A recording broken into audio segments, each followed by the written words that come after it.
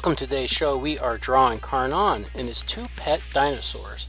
He has a utahraptor and he has a deinonychus. So those are the two raptors that he has as pets, a Utah and a deinonychus. So we're drawing the Utah first. He has little back feathers.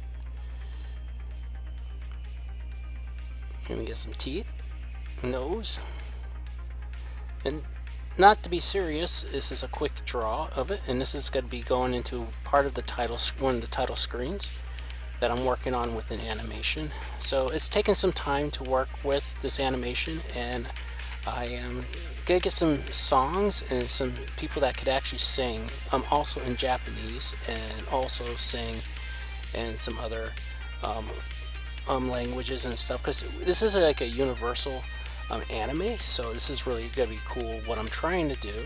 But at the moment we're just gonna be designing Carnon for today, and his two raptor pets, one Utah and one deinonychus.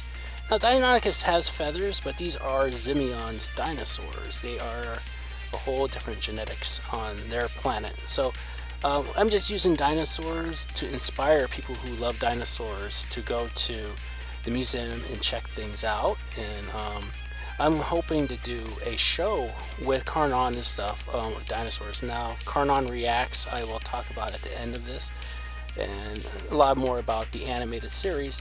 Mostly, I started these as a comic book back in the early 1989. I started the first designs, and Cedric started it like a detective series, and it led into creating characters inspired from many things. And we got Carnon and Tarantula, his friends. It's a lot of things, and Marvel was one of the biggest inspirations for us as kids, as well retro 80s cartoons, and then Japanese animes like Dragon Ball back in that time, and Gundam. So those were things that we were really into, and that's what really sparked a lot of things, just retro stuff. And me and my friends are really into retro stuff, so when you come to see my channel, there's a lot of retro style, and also a lot of the special effects are going to be done with and on the computer, highlights and stuff, because when I'm doing stuff on paper, it's got to get transferred onto the PC, and it takes time with the illustration of this. I might use some CS or Adobe. Yeah, 3D would be great, but I want to get a team together to work with 3D. Also other animators that might want to walk in. So this is going to be a small group, and this is down the future. Right now, I'm just sharing and presenting my work with all of you, and I really respect, everyone who comes. Even if you are subscribing or just coming to watch it, I appreciate it. And everyone has their style of things that they like, and also things that they love as arts. So I always inspire people to, we have our levels of our skill, and some people are better than me, and some people, and we all have our level, what we can do and cannot do. So I do love doing artwork, and it's one of my things, and it's to relax my mind and body, and I'm just happy to share this with everyone. And if you want to get into artwork, you must get inspired, and you must look into things that you want to do. But we're going to be doing a lot of dinosaur things.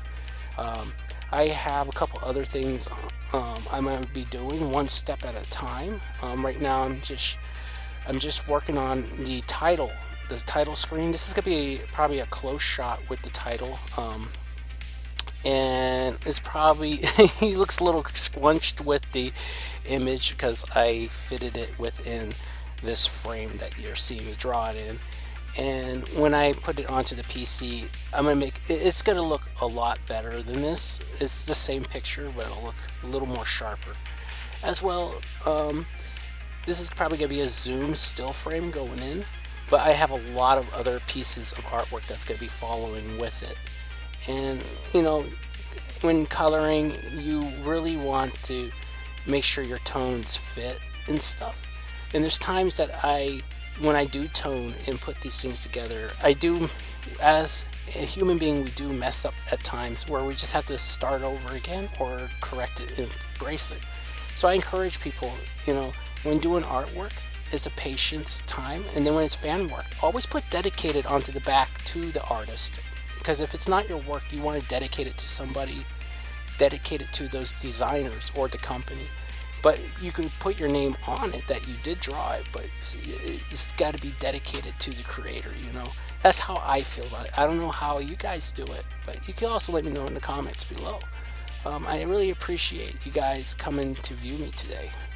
And I'll talk to you what we're going to be doing with Carnon and his friends. This is my created character since 1989 and copyrighted and trademarked. So I appreciate everybody coming to watch me draw dinosaurs. And I really love dinosaurs. I love my character Carnon. I drew him since I was a kid and was inspired from many great artists out there. Thank you for coming to watch me draw my animated beloved character Carnon. He was inspired from many retro 80s styles of arts back in the 80s when I watched a lot of arts, how to do, and a lot of my favorite Marvel series and things like Captain America Heroics, and then also leading into Dragon Ball Z and Spider-Man stuff. And I've been a big Funimation and Marvel fan, and also a big fan of mostly #1 Gundam as well. So robotics, Robotech, Gundam, retro 80s arts and animations of cartoons, but also into the anime universe has always been Funimation, and Marvel Comics has also been one of my things. So that's my mission. I'm probably going to have some very special things I'm going to start doing. I'm getting ready to do animation, so that's why you see me doing these little arts. This is my animated comic book series. I started it back in 1989, so I just wanted to say that. I do thank you for coming to view, and next time we will be doing some more artwork with dinosaurs. And Carnon is about dinosaurs. I'm hoping to start a dinosaur exploration for YouTube.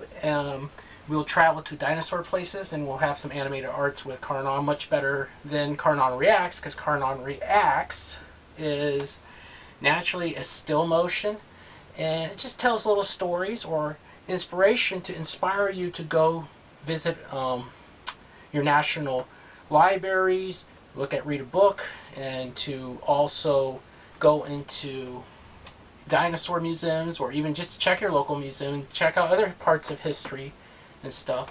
And I also inspire with National Geographic.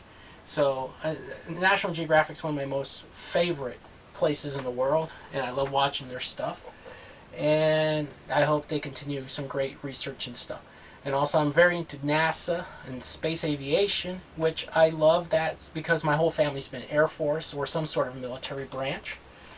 And I have always been an artist, and I was always inspired, like I said, retro 80 arts and Marvel Comics and Funimation.